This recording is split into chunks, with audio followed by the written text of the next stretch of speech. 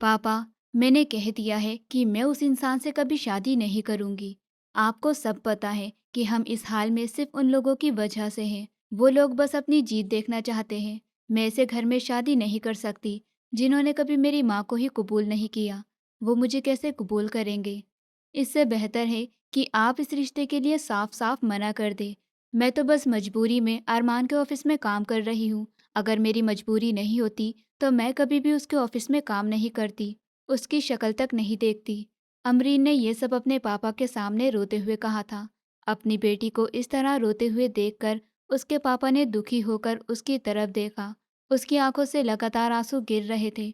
उन्होंने कुछ कहने की कोशिश की, लेकिन किसी बात को सोचकर चुप ही रह गए। पापा, उस इंसान की हिम्मत कैसे हुई कि वो मेरे घर तक आ गया?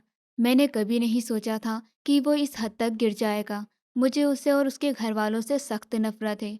वो ये बात अच्छी तरह जानता है कि मैं बस मजबूरी की वजह से उसके ऑफिस में काम कर रही हूँ। अगर उसे हमारी इतनी ही फिक्र होती तो उसके पापा अब तक हमें हमारा हिस्सा दे चुके होते। फिर मुझे इस तरह उसके ऑफिस में नौकरी तो नहीं करनी पड़ती। अमरीन का गुस्सा किसी भी तरह से कम होने का नाम नहीं ले रहा था। उसके पापा ने उससे कहा, अमरीन बेटा, गुस्सा छोड़ दो और खाना खा लो। अच्छे बच्चे खाने पर गुस्सा नहीं निकालते। मैं तुम्हारे सामने इस रिश्ते से इनकार कर चुका हूं ना, अब मैं और क्या करूं? अमरीन के पापा ने बेड पर बैठे बैठे बेबसी से कहा। अमरीन ने उनकी तरफ ठंडी नज़रों से देखा और फिर बिना कुछ कहे कमरे से बाहर निकलकर चली गई। वो सीधे कमरे से निकलकर किचन में चली गई। किचन में ढेरों सामान रखा था जो अरमान का लाया हुआ, लेकिन उसने एक नज़र उठाकर भी उस सामान को नहीं देखा। जब भी अरमान अमरीन के घर आता था तो वो बहुत सारा सामान लेकर आता था, जिसे देखकर अमरीन अक्सर हैरान रह जाती थी। अमरीन ने अपने लिए प्लेट में थोड़े से चावल निकाले और वही किचन में टेबल के पास कुर्सी खींचकर बैठ गई थी। लेकिन उसकी भूख उड़ चुकी थी। वो यूं ही अपनी प्लेट में चम्मच चला रही थी। उसकी आंखों के सामने बस उसकी माँ का चेहरा घूम रहा था। वो आज तक अपनी माँ से खुलकर बोल नहीं सकी थी, पर उसे सब कुछ बहुत अच्छे से याद था कि किस तरह अरमान के घर वालों ने उसकी माँ पर जुल्म ढाए थे और कभी भी उसकी माँ को कबूल नहीं किया। वो उन लोगों से सिर्फ और सिर्फ नफरत करती थी। उसके दिल में उनके लिए कोई जगह नहीं थी।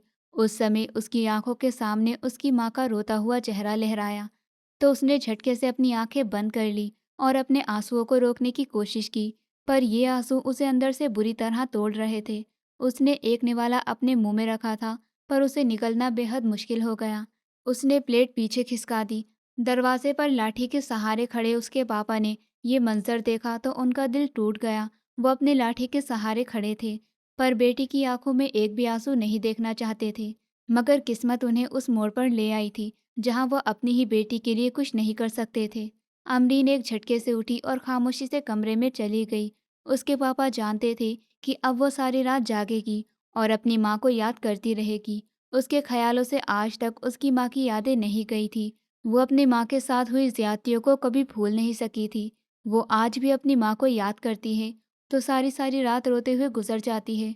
उसे अरमान और उसके घर वालों से गहरी नफरत है। उन लोगों की वजह से ही उसकी माँ ये दुनिया छोड़कर हमेशा के लिए चली गई। ये एक ऐसा जख्म था जो वक्त के साथ भरने की बजाय और भी गहरा होता जा रहा था। उस जख्म को अमरीन रोज जीती थी। शायद उसकी किस्मत में बस इतनी ही जिंदगी लिखी थी।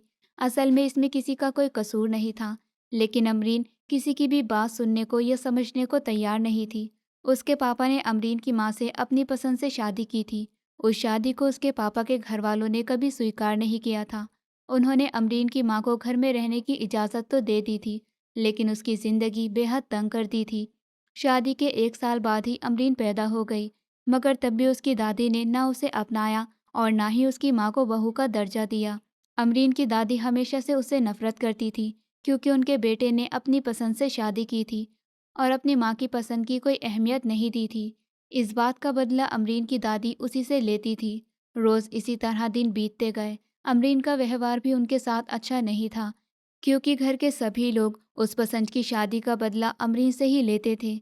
अमरीन की ताई चाहती थी कि उसके पापा की शादी उनकी बहन से हो, लेकिन उन्होंने अपनी पसंद से शादी कर ली थी और उनके सारे अरमानों पर पानी फेर दिया था।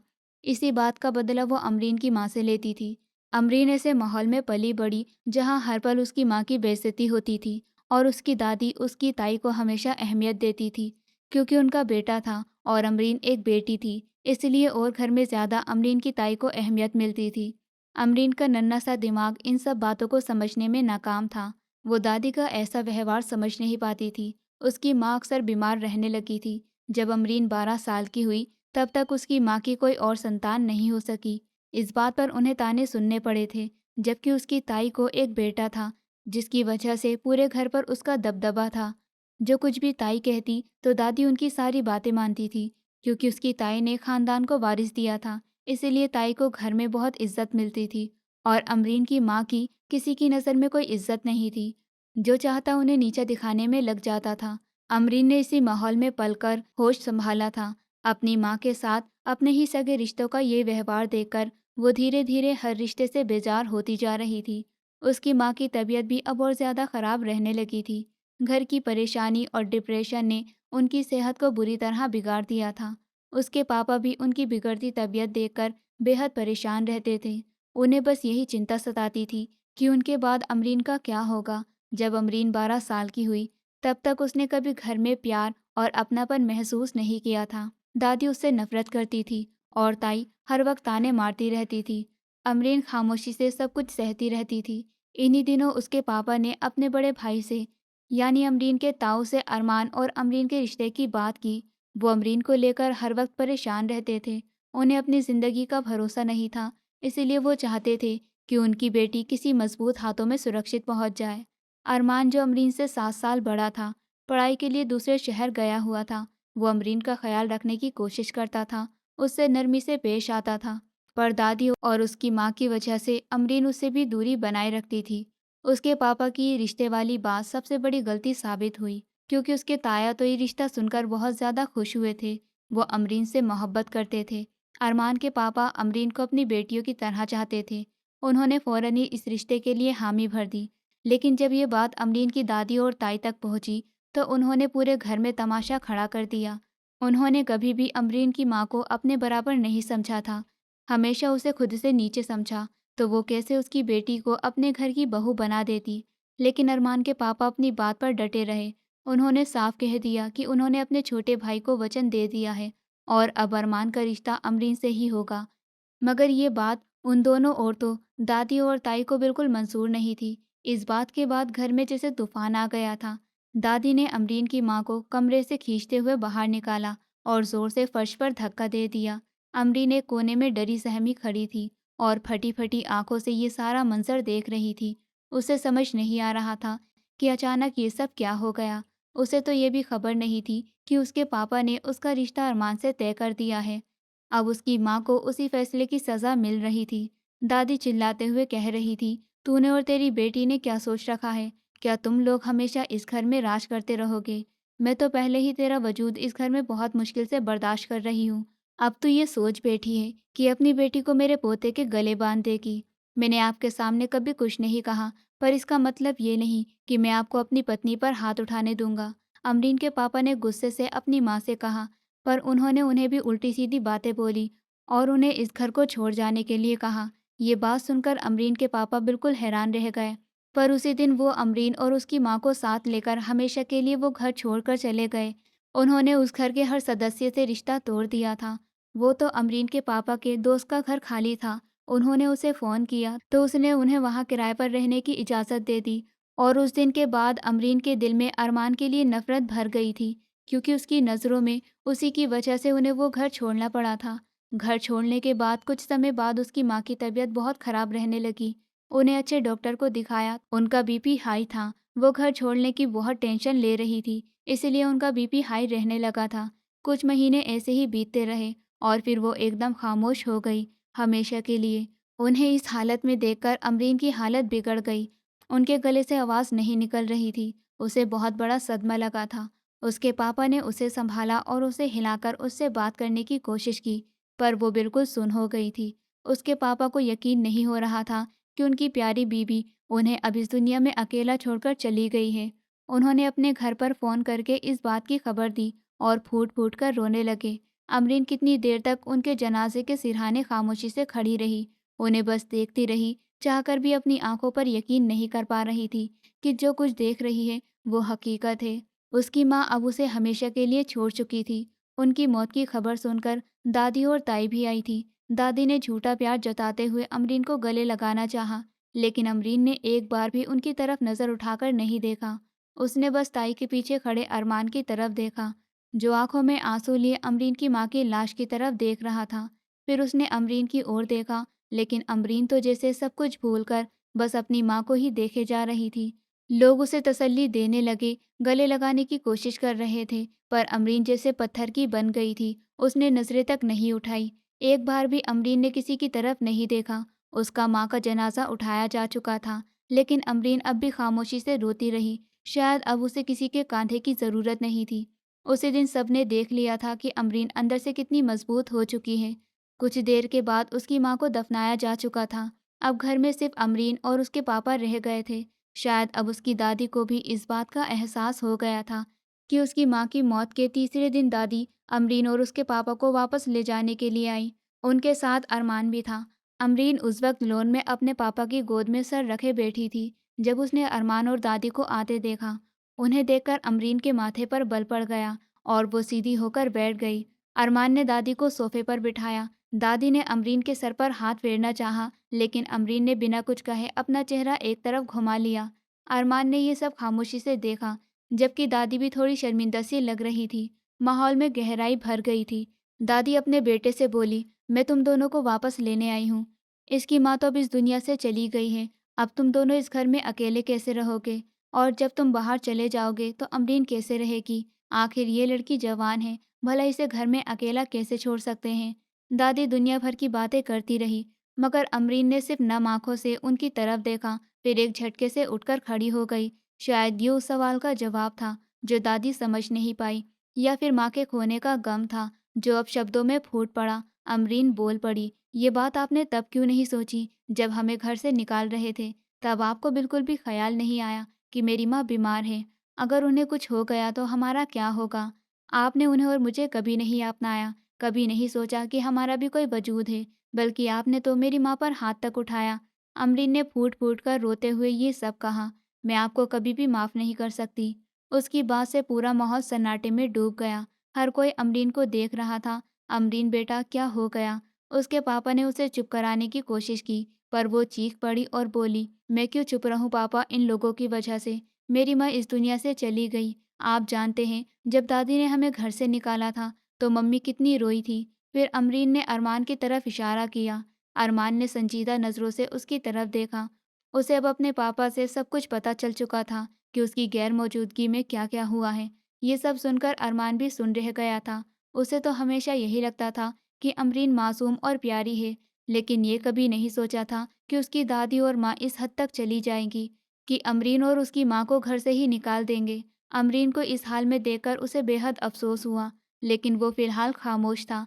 अमरीन फिर बोली, अब क्यों आई हैं यहाँ? अब हम आप लोगों के साथ हरगिज़ भी नहीं जाएंगे। हमें आप लोगों से कोई लेना देना नहीं है। आगे से आप लोग ना तो यहाँ आएंगे और ना ही हमसे मिलने की कोशिश करेंगे।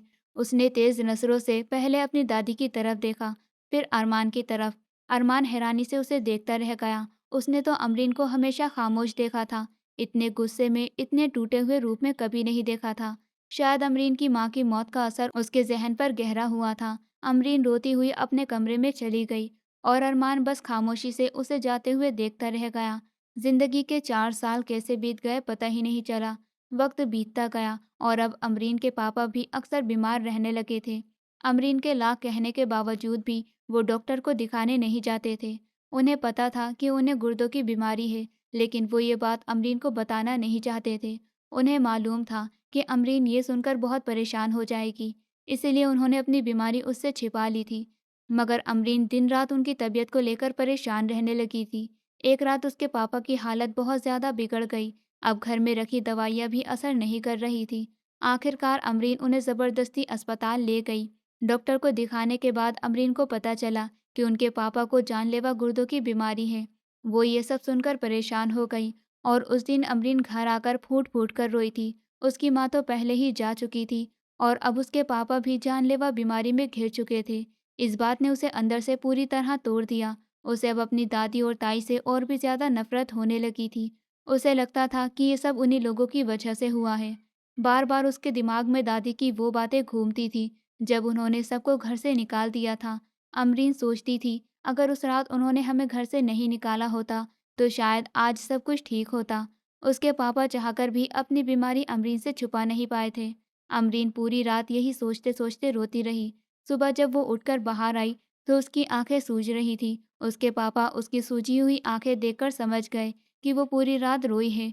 उन्होंने उसे अपने पास बिठाया और समझाने लगे, बेटा, जीना और मरना तो ऊपर वाले के हाथ में है। हर किसी के जाने का दिन तय है। अमरीन के पापा ने उससे बहुत नर्म लहजे में बात की। अमरीन तड़प कर अपने पापा की तरफ देखकर रोते हुए बोली, पापा प्लीज ऐसी बातें मत करें। आपको पता है आपके सिवा मेरा इस दुनिया में कोई नहीं है। अगर आपको कुछ हो गया तो मैं कहाँ जाऊंगी? मैं आपके बिना नहीं रह सकती। अगर ऐसा कुछ हुआ तो मैं भी शायद मर ही जाऊंगी। ये कहते हुए अमरीन बिलक बिलक कर रोने लगी। उसे रोता देख उसके पापा ने उसे अपने गले से लगा लिया। वो उनके सीने से लगकर फूट फूट कर रोने लगी। उसके दिल का दर्द अब हद से ज्यादा बढ़ चुका था। उसके पास अपना दुख बांटने वाला कोई नहीं था। इन 4 सालों में उसकी दादी के घर से किसी ने उनके हालचाल पूछने की कोशिश तक नहीं की, और उस दिन के बाद तो कभी कोई मिलने तक नहीं आया, क्योंकि अमरीन ने साफ साफ कह दिया था कि वो उन लोगों से अब कोई रिश्ता नहीं रखना चाहती है। उसके कहने पर उसके पापा ने भी अपने सारे रिश्ते नाते उनसे तोड़ लिए थे, क्योंकि वो अपनी बेटी से बहुत प्यार करते थे और उसे कभी दुखी नहीं देखना चाहते थे। वो उसके लिए कुछ भी करने के लिए हमेशा तैयार रहते थे। अब उसके पापा की तबीयत दिन ब दिन बिगड़ती जा रही थी, यहाँ तक कि खराब सेहत के चलते उनकी नौकरी भी हाथ से चली गई थी। घर की जो थोड़ी बहुत जमा पूंजी थी वो भी इलाज में ख़त्म होने लगी थी। ये सब देखकर अमरीन ने नौकरी करने का फैसला किया, लेकिन उसके पापा इसके लिए बिल्कुल तैयार नहीं थे। वो नहीं चाहते थे कि उनकी बेटी बाहर जाकर दूसरों की हवस भरी निगाहों का शिकार बने। उन्हें दुनिया का असली चेहरा बहुत अच्छे से पता था। वो खुद एक मर्द थे और मर्दों की निगाहों को अच्छी तरह से पहचानते थे, मगर अब उनके पास कोई और चारा नहीं बचा था। वो बहुत मजबूर और बीमार हो चुके थे। उनके हाथ पांव अब इतने कमज़ोर थे कि कोई काम करने की ताकत नहीं बची थी। आखिरकार उन्होंने भारी मन से अमरीन को बाहर जाकर नौकरी करने की इजाज़त दे दी। अमरीन अपने पापा की इजाज़त के बाद घर से नौकरी ढूंढने के लिए निकल पड़ी थी, मगर हर दिन नाकामी उसके कदम चूम रही थी। हर शाम वो मायूस होकर घर लौट आती, क्योंकि वो अभी सिर्फ 18 साल की थी। उसने इंटर के पेपर दिए थे, इसलिए बहुत ही जगहों पर उसे छोटी उम्र की वजह से मना कर दिया जाता था। वो कई कंपनियों, दुकानों और दफ्तरों में गई, पर सब जगहों पर रिसेप्शन पर बैठे लोग सिर्फ उसे देखकर ही कह देते, हमें अभी किसी की ज़रूरत नहीं है। एक दिन नौकरी की तलाश में भटकते हुए अमरीन एक बहुत बड़े और साफ सुथरे ऑफिस में जा पहुंची। वहाँ का माहौल बाकी जगहों से अलग था। उसने रिसेप्शन पर पहुंचकर बहुत ही नरमी से अपना सीवी दिया। इस बार रिसेप्शनिस्ट ने उसे अपने अजीब निगाहों से नहीं देखा, बल्कि मुस्कुराकर उसका सीवी लिया और बोला, आप बैठिए, मैं आपका सीवी बॉस तक पहुंचा देता हूँ। अमरीन को ये देखकर थोड़ी उम्मीद हुई। उसने सोचा शायद अब उसकी मेहनत रंग लाएगी। अमरीन इंटरव्यू देने गई थी। उसे अंदाजा तक नहीं था कि इतने सालों बाद उसका सामना अरमान से हो जाएगा। जैसे ही उसने उसे सामने देखा तो कुछ लम्हों के लिए उसकी सांसें थम गई। वो पत्थर की हो गई थी। उधर अरमान भी उसे देखकर चौंक गया। वो तुरंत अपनी जगह से खड़ा हो गया। इतने सालों बाद वो अमरीन को देख रहा था। उसे ऐसा लगा जैसे उसका दम घुटने लगा हो। अरमान उस ऑफिस का मैनेजर था और वही इंटरव्यू ले रहा था। उसने बाकी सभी लोगों को कमरे से बाहर जाने को कहा।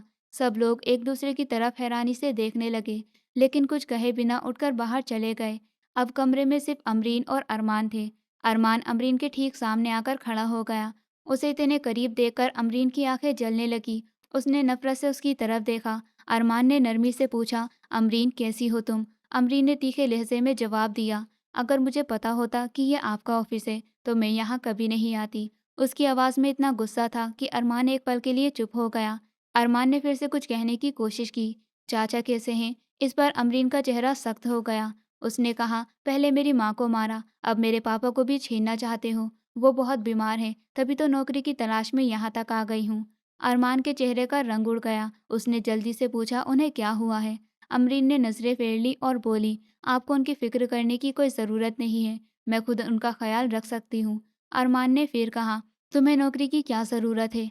अमरीन ने सख्ती से जवाब दिया, मैंने कहा ना, अगर मुझे पता होता कि ये ऑफिस तुम्हारा है तो मैं कभी यहाँ नहीं आती। अमरीन मुड़कर जाने लगी तो अरमान ने उसका हाथ पकड़ लिया। अमरीन झटके से पलटी और गुस्से में बोली, क्या बदतमीजी है ये, मेरा हाथ छोड़ो। मैंने पूछा है चाचा को क्या हुआ है, और तुम्हें नौकरी करने की क्या ज़रूरत पड़ गई? अरमान ने सख्त लहजे में दोबारा सवाल किया, लेकिन अमरीन ने एक झटके से अपना हाथ छुड़ाया और तेजी से कमरे से बाहर निकल गई। वो अब और अरमान के सवालों का सामना नहीं कर सकती थी। घर लौटकर वो पूरे दिन खामोश रही। इतने सालों बाद अरमान को सामने देखकर उसके सारे पुराने जख्म फिर से हरे हो गए थे। वो सीधे अपने कमरे में चली गई और खुद को समझाने की कोशिश करती रही, लेकिन अरमान का फिर से सामने आना उसके अंदर एक गहरा दर्द छोड़ गया था, जिसे वो चाहकर भी मिटा नहीं सकती थी। कुछ ही देर बाद वो पापा के कमरे में गई। वो पहले से भी ज़्यादा कमज़ोर और बीमार लग रहे थे। धीरे-धीरे उनका चलना-फिरना भी मुश्किल हो गया था। कभी सहारा लेकर उठते, तो कभी थक कर बैठ जाते। अमरीन ने दुखी होकर उन्हें देखा और अपने बैग से पैसे निकाल कर गिने, तो वो पैसे सिर्फ इतने थे कि उससे पापा की 1 हफ्ते की दवाई और आ सकती थी। उसके बाद उसके पास कुछ भी नहीं बचता। उसने मजबूरी में अपने पापा की ओर देखा और फिर रसोई में चली गई। रसोई में जाकर उसने देखा कि वहाँ सिर्फ दाल और थोड़ा आटा पड़ा है। उसका दिल किया कि वो फूट-फूट कर रो दे। उसे खुद से ज़्यादा बेबस कभी महसूस नहीं हुआ था। अपने पापा को खाना खिलाकर दवा देकर वो लिविंग रूम में जाकर बैठ गई। उसे बैठे-बैठे शाम हो गई थी, लेकिन वह अपनी सोचों में खोई रही। अरमान का यूँ अचानक सामने आना उसे पूरी तरह हिला गया था। दरवाजे पर कब से बेल बज रही थी, उसे ज़रा भी एहसास नहीं हुआ कि कोई बेल बजा रहा है। आखिरकार जब ध्यान गया तो वो चौंक कर दरवाजे की ओर बढ़ी। दरवाज़ा खोलते ही उसकी आंखें हैरानी से फैल गई। सामने अरमान खड़ा था। उसके हाथों में कई शॉपिंग बैग्स थे। बहुत देर कर दी तुमने दरवाज़ा खोलने में। मुझे तो लगा शायद तुम्हें पता चल गया है कि मैं बाहर खड़ा हूँ, इसलिए जानबूझकर दरवाज़ा नहीं खोल रही थी। अरमान ने हल्की आवाज़ से कहा और अपने पाँव की ठोकर से दरवाज़ा पूरा खोलते हुए सीधा घर के अंदर दाखिल हो गया। जब अमरीन ने दरवाज़ा नहीं खोला, तब भी अरमान अपनी ठोकर से दरवाज़ा खोलकर अमरीन हैरानी से उसे देख रही थी। अरमान सीधे लिविंग रूम में गया और अपने हाथ में लिए शॉपर्स टेबल पर रख दिए। अमरीन ने पीछे से आकर दरवाज़ा बंद किया और सख्त लहजे में कहा, आप यहाँ क्यों आए हैं? अरमान ने कमरे में इधर-उधर नज़र डालते हुए जवाब दिया, मैं अपने चाचा से मिलने आया हूँ। फिर सीधा अमरीन की तरफ देखकर पूछा, चाचा कहाँ हैं? प्लीज़ आप यहाँ से चले जाइए। हम आपसे कोई रिश्ता नहीं रखना चाहते हैं। हमें हमारे हाल पर छोड़ दीजिए। अमरीन ने रूखे शब्दों में कहा, मगर अरमान ने उसकी बात को अनसुना करते हुए कहा, ठीक है, मैं खुद ही चाचा से मिल लेता हूँ। और वो उस कमरे की ओर बढ़ गया, जहाँ से उसके पापा की खांसी की आवाज़ आ रही थी। अरमान के अंदर आते ही अमरीन के पापा की आंखों में जैसे फिर से जान लौट आई थी। उन्होंने कांपते हुए हाथों से अरमान को गले से लगा लिया और उनकी आंखों से आंसू बहने लगे। अमरीन चुपचाप खड़ी ये नज़ारा देख रही थी, फिर गुस्से में वहाँ से हटकर सोफे पर बैठ गई। उसका चेहरा गुस्से से लाल हो रहा था। अरमान काफ़ी देर तक उसके पापा से बातें करता रहा। कुछ देर बाद अमरीन के पापा ने आवाज़ दी, अमरीन बेटा, अरमान इतने सालों बाद घर आया है, उसके लिए चाय लेकर आओ। उनके चेहरे पर खुशी साफ झलक रही थी। अमरीन ने अरमान की ओर गुस्से से देखा, फिर बिना मना करे उठकर किचन में चली गई। थोड़ी देर बाद वो चाय की ट्रे लेकर लौटी और चुपचाप टेबल पर रख दी। अरमान ने चुपचाप अमरीन के चेहरे को देखा। वहाँ साफ दिख रहा था कि वो कितनी मुश्किल से उसे बर्दाश्त कर पा रही है। कुछ देर बैठने के बाद अरमान जाने लगा, लेकिन जाते-जाते वो अरमीन के पापा को एक लिफाफा देकर गया। उसमें अमरीन के नाम का अपॉइंटमेंट लेटर था। अरमान ने उसे अपने ऑफिस में नौकरी दे दी थी। अमरीन काफ़ी देर तक उस लेटर को देखती रही। वो किसी भी हालत में अरमान के ऑफिस में काम नहीं करना चाहती थी, इसलिए उसने लेटर वहीं छोड़ दिया। लेकिन जब 1 हफ्ते बाद उसके पापा की दवाइयाँ ख़त्म हो गई, तो उसने मजबूरी में वो लेटर उठाया और अरमान के ऑफिस जाने का फ़ैसला किया। अरमान ने बिना कोई सवाल किए अमरीन को नौकरी पर रख लिया था। अमरीन ने काम करना शुरू कर दिया और कुछ दिन बीत गए। अच्छी बात ये थी कि उसका अब तक अरमान से सामना नहीं हुआ था और इसी में उसे सुकून मिल रहा था, क्योंकि वो अरमान से और उससे जुड़े हर रिश्ते से नफ़रत करती थी। इतना कि उसकी शक्ल तक देखना नहीं चाहती थी, मगर शायद अरमान के इरादे कुछ और ही थे और वो इन फासलों को कम करने का मन बना चुका था। उस दिन जब अमरीन ऑफिस से घर लौटी, तो उसे घर के अंदर से लोगों की बातें करने की आवाज़ सुनाई दी। ऐसा लग रहा था जैसे घर में कई मेहमान आए हों। उसने हैरानी से अपने बैग में से चाबी निकाली और दरवाज़ा खोला, मगर जैसे ही वो अंदर दाखिल हुई, सामने का नज़ारा देखकर उसके कदम थम गए। अरमान अपनी दादी और माँ के साथ वहीं मौजूद था। अमरीन के लिए चौंकाने वाली बात थी, क्योंकि उस दिन के बाद से उसकी दादी कभी उस घर में नहीं आई थी। दादी अब पहले से भी ज़्यादा बूढ़ी और थकी हुई लग रही थी। उन्होंने अमरीन को देखकर उठने की कोशिश की, लेकिन अमरीन अपनी जगह पर ही खड़ी रही। टेबल पर मिठाई का डिब्बा रखा था। अमरीन ने एक नज़र अपने पापा के चेहरे की ओर डाली, जहां साफ साफ खुशी झलक रही थी। तभी अरमान की माँ ने आगे बढ़कर अमरीन के सर पर हाथ रखा। अमरीन अभी भी हैरान थी। उसने एक बार फिर अपने पापा की ओर देखा और फिर बिना किसी लिहाज के पूछा, पापा ये लोग यहाँ क्यों आए हैं? उसके पापा ने नजरें झुकाई। दादी ने नरमी से जवाब दिया, बेटा, सालों पहले जो रिश्ता शुरू हुआ था, अब उसे पूरा करने का वक्त आ गया है। हम चाहते हैं कि अब तुम्हारी और अरमान की शादी कर दी जाए। ये सुनकर अमरीन के पैरों तले से जमीन खिसक गई। उसने यकीन न करते हुए अपने पापा की तरफ देखा, मगर उन्होंने आंखें चुरा ली। मैं अरमान से शादी नहीं करूंगी, अमरीन ने सख्त शब्दों में कहा। इस रिश्ते में मेरी कोई रजामंदी शामिल नहीं है और मेरे साथ जबरदस्ती नहीं की जा सकती।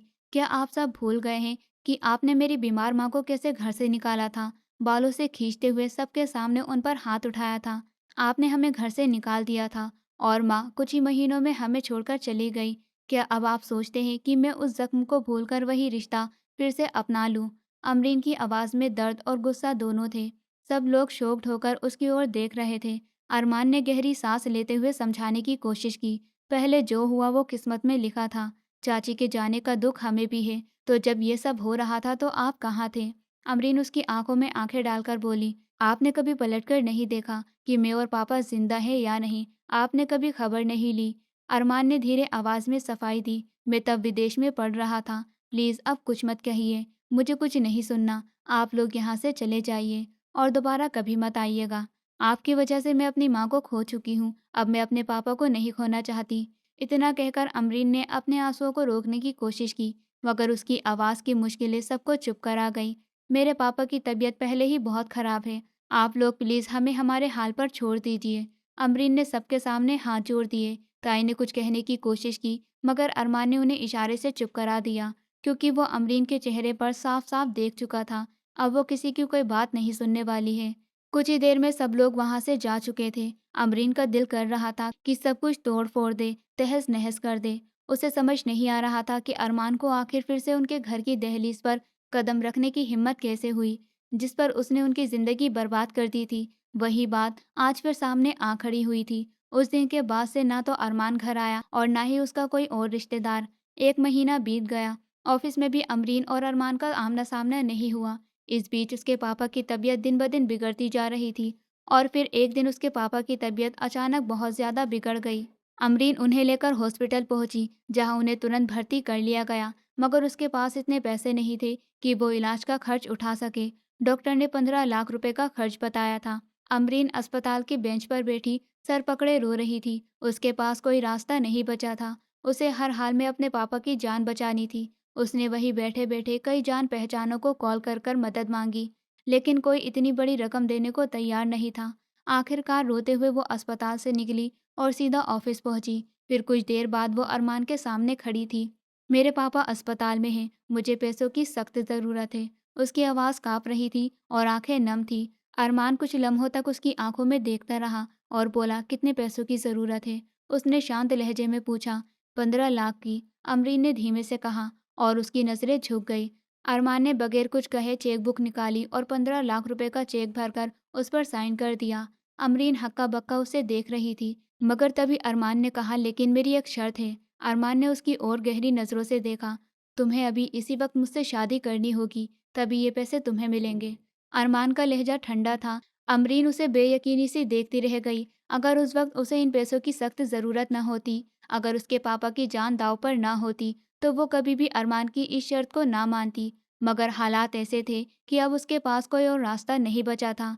जब अमरीन ने हाँ कहा, तब उसके पापा का इलाज शुरू हो चुका था। उसे इस बात का अंदाज़ा नहीं था कि अरमान पहले ही अपने पापा को कॉल कर चुका था और वो ऑपरेशन की रकम भर चुके थे, ताकि इलाज में कोई देरी ना हो। ठीक है, मैं आपसे शादी के लिए राज़ी हूँ, अमरीन ने भारी और ठोस आवाज़ में कहा। कुछ ही देर में ऑफिस में सादे शब्दों और लोगों के बीच अमरीन और अरमान की शादी हो गई। वो उस वक्त कुछ भी सोचने या समझने के काबिल नहीं थी।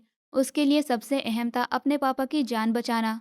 शादी के तुरंत बाद अमरीन अस्पताल पहुंची तो देखा सारे घर वाले वहां पहले से मौजूद थे। ऑपरेशन शुरू हो चुका था। अरमान भी वहां आ चुका था। अमरीन ने एक नज़र जख्मी निगाहों से अरमान की तरफ डाली और रिसेप्शन की ओर बढ़ी फीस भरने के लिए, पर रिसेप्शनिस्ट ने कहा, मैडम फीस तो पहले ही जमा हो चुकी है। वो चुपचाप वहां से लौट आई और ऑपरेशन थिएटर के बाहर बैठ गई, आंखें बंद करके बस एक ही दुआ मांग रही थी कि हे ऊपर वाले, मेरे पापा को बचा ले। कुछ ही देर बाद डॉक्टर बाहर निकले। चेहरे पर उदासी और खामोशी थी। आई एम सॉरी, हम उन्हें नहीं बचा सके, डॉक्टर ने अफसोस से कहा। सबके पैरों तले जमीन खिसक गई। अमरीन के कानों में आवाज गूंजती रही, नहीं बचा सके।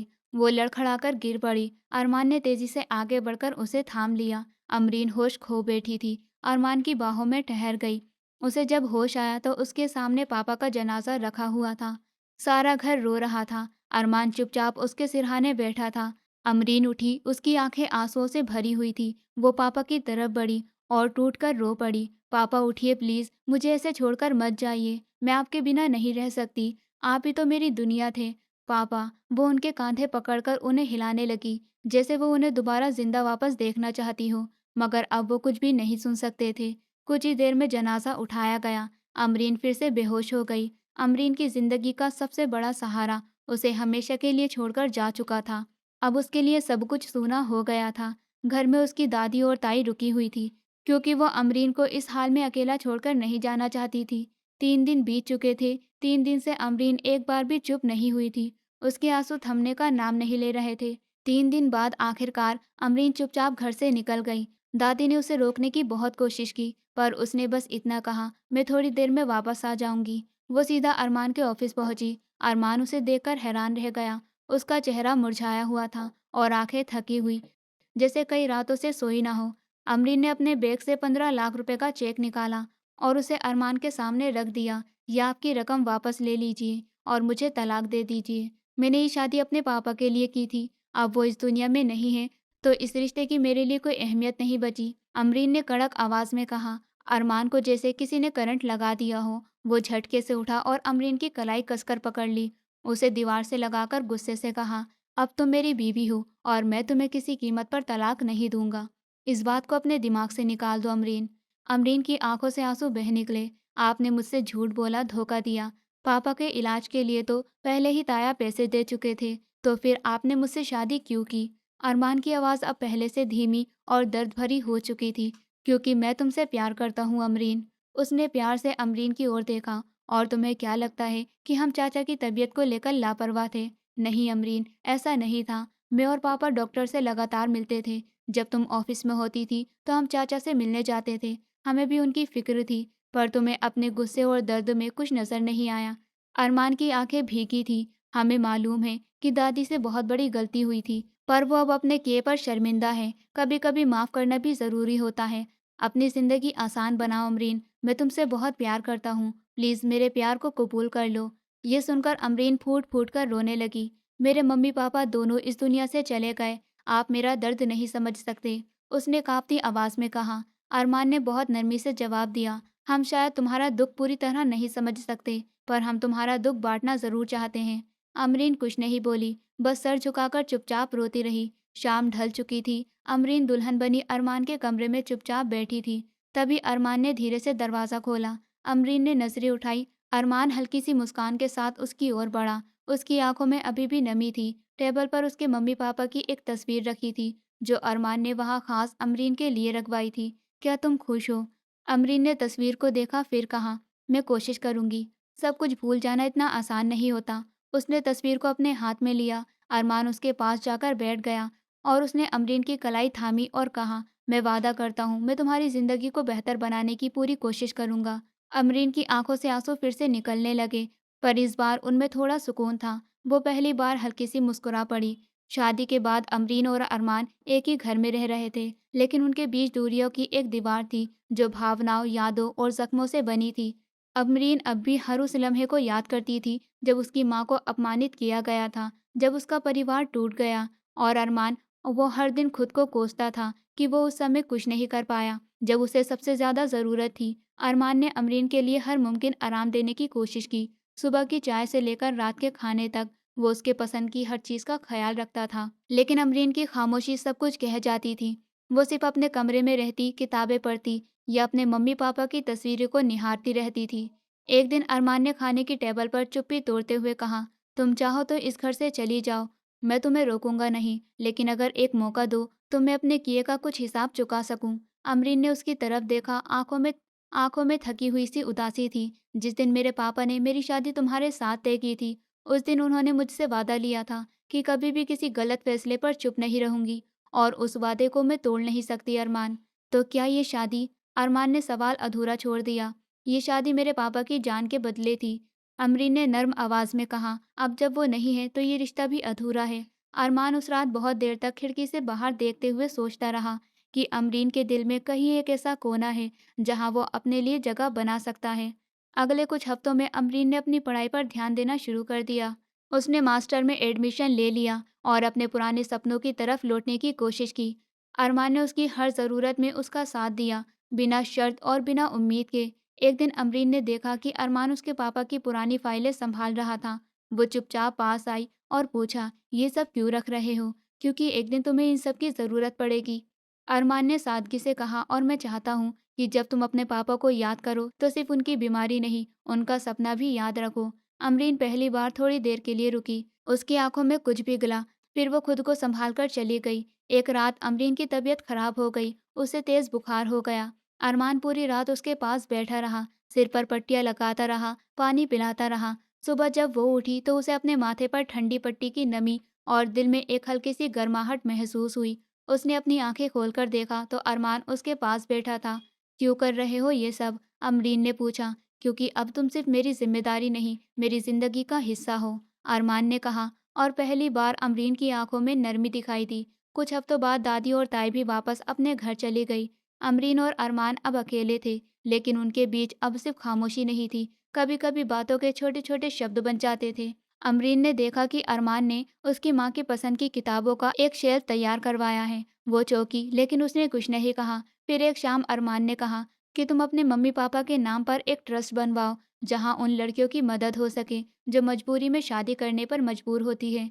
ये सुनकर अमरीन की आंखें भर आईं। वो चाहकर भी इस बात से इनकार नहीं कर सकी कि अरमान ने उसके गहरे जख्मों को महसूस किया है। ट्रस्ट का नाम रखा गया नया सवेरा। ये पहल ना सिर्फ अमरीन को अपने मम्मी पापा के सपनों को जीने का एक जरिया बना, बल्कि उसे ये एहसास भी हुआ कि कभी कभी तकलीफों से निकले लोग ही दूसरों का सबसे बड़ा सहारा बन सकते हैं। धीरे धीरे अमरीन और अरमान के रिश्ते में एक नई शुरुआत हुई। अब वो साथ बैठकर चाय पीते, फिल्मों की बातें करते, ट्रस्ट के काम की योजनाएं बनाते रहते। एक दिन अमरीन ने खुद अरमान के लिए खाना बनाया। अरमान ने मजाक में कहा, लगता है अब ये शादी थोड़ी सी असली लगने लगी है। अमरीन मुस्कुरा दी, शायद थोड़ा थोड़ा। एक साल बीत गया। अमरीन अब ट्रस्ट की चेयरपर्सन थी और कई लड़कियों को उनकी पढ़ाई और अपने पैरों पर खड़ा होने का सहारा बना रही थी। अरमान उसका सबसे बड़ा सपोर्ट बन रहा था। एक रात दोनों अपनी बालकनी में बैठे थे। अमरीन ने कहा, तुमने मुझे फिर से जीना सिखाया, शायद पापा की मर्जी में ही मेरी भलाई थी। अरमान ने उसका हाथ पकड़ा। अब जो भी वक्त हमारे पास है, मैं चाहता हूँ हम उसे सिर्फ शिकायतों में नहीं, अपनेपन में जिए। अमरीन ने भी उसका हाथ थामे रखा और आसमान की तरफ देखा, जहाँ एक तारा टिमटिमा रहा था। मम्मी पापा जहाँ भी होंगे मुझे देखकर मुस्कुरा रहे होंगे। वक्त ने धीरे धीरे अमरीन और अरमान के रिश्ते को मरहम लगाना शुरू कर दिया। दो अजनबी जो मजबूरी में एक बंधन में बंधे थे, अब एक दूसरे के दर्द को बांटने वाले हमसफर बन चुके थे। अमरीन अब ट्रस्ट के जरिए न जाने कितनी लड़कियों की जिंदगी में उम्मीद की रोशनियां बन चुकी थी। यकीन से भरी बहुत मजबूत और नर्म दिल इंसान थी, जो हर किसी के जख्म को समझती थी, क्योंकि वो खुद भी उसी रास्ते से गुजर चुकी थी। अरमान उसके हर कदम पर साथ खड़ा था। वो जानता था कि अमरीन की मुस्कान में उसके मम्मी पापा की रूह बसती है, और वो हर दिन उन्हें उसकी आंखों में देखता था। एक शाम अमरीन बालकनी में बैठी आसमान की तरफ देख रही थी। आसमान में हल्की सी ठंडक और सितारों की चुप्पी फैली थी। अरमान उसके पास आया और चुपचाप बैठ गया। सोच रही हूँ जिंदगी कितनी अजीब होती है, अमरीन ने धीमी आवाज में कहा। हाँ, लेकिन शायद अजीब होने के बाद ही वो खूबसूरत बनती है, अरमान ने मुस्कुराते हुए जवाब दिया। अमरीन ने उसकी तरफ देखा। अब वो नफरत, गुस्सा और शिकवों की दीवारें पूरी तरह गिर चुकी थी। जो बचा था वो एक गहरा भरोसा था। तुमने मुझे हर बार संभाला और हर वक्त मेरे फैसलों की इज्जत की, जबकि मैं खुद भी खुद को नहीं समझ पाई थी। अमरीन की आंखें भीगने लगी। क्योंकि मैं तुमसे सिर्फ प्यार नहीं करता, मैं तुम्हारी रूह से जुड़ गया हूँ, अरमान ने धीरे से कहा और उसका हाथ थाम लिया। कुछ देर तक दोनों यूं ही खामोश बैठे रहे। दो दिल जो अब एक धड़कन बनकर धड़क रहे थे। 6 महीने बाद ट्रस्ट का पहला कार्यक्रम था। मंच पर अमरीन खड़ी थी, बेयकीनी से चमकती हुई, लेकिन आंखें अब भी उतनी ही कोमल। जब मैंने ये ट्रस्ट शुरू किया था, अमरीन ने बोलना शुरू किया, तो मेरे पास सिर्फ अपने पापा की सीख और मम्मी की दुआएं थी। आज अगर मैं यहाँ खड़ी हूँ तो इसलिए कि किसी ने मेरा टूटा हुआ यकीन भी थामा और मुझे फिर से जीना सिखाया। उसने मंच से नीचे बैठे अरमान की ओर देखा, जिसकी आंखों में गर्व साफ झलक रहा था। ये ट्रस्ट सिर्फ लड़कियों की मदद करने के लिए नहीं है, बल्कि उन दिलों को जोड़ने के लिए है जिन्हें हालातों ने तोड़ दिया हो। क्योंकि अगर टूटे रिश्तों को समझदारी, ध्यान और प्यार से जोड़ा जाए तो वो पहले से भी ज़्यादा खूबसूरत हो सकते हैं। तालियों की गूंज के बीच अरमान की आंखों में नमी थी। ये वही लड़की थी जिसने कभी उसके सामने चेक रखकर तलाक मांगा था, और आज वही उसकी ताकत बन चुकी थी। एक खामोश सुबह में वो किचन में अरमान के लिए नाश्ता बना रही थी और ना जाने किस सोच में गुम थी। उस वक्त अरमान सो रहा था। क्या सोच रही हो, उसने अचानक से आकर अमरीन के कांधे पर हाथ रखकर पूछा। बस मम्मी पापा को याद कर रही हूँ, अमरीन ने मुस्कुराकर जवाब दिया। आज मैं जो कुछ भी हूँ उनकी वजह से हूँ, और तुम्हारी वजह से भी। अरमान ने उसके माथे पर प्यार से भरी किस करी और कहा, तुम्हारी हर मुस्कान में वो दोनों हमेशा जिंदा रहेंगे। अमरीन ने आंखें बंद की, एक लंबी सांस ली और हल्के से मुस्कुराई। उसने अब गमों को अलविदा कह दिया था। अब उसने अरमान के साथ खुलकर जीना शुरू कर दिया था, पूरी तरह बेझिझक और प्यार के साथ। वो अब अरमान को चाहने लगी थी और उसे पूरे दिल से अपना पति मानने लगी थी। दोस्तों, उम्मीद करती हूँ आपको हमारी कहानी पसंद आई होगी। कहानी पसंद आई है तो वीडियो को लाइक करें, चैनल पर नए हैं तो चैनल को सब्सक्राइब करें, और हाँ, नोटिफिकेशन बेल को ज़रूर दबाएं ताकि अगली अपडेट सबसे पहले आपको मिले।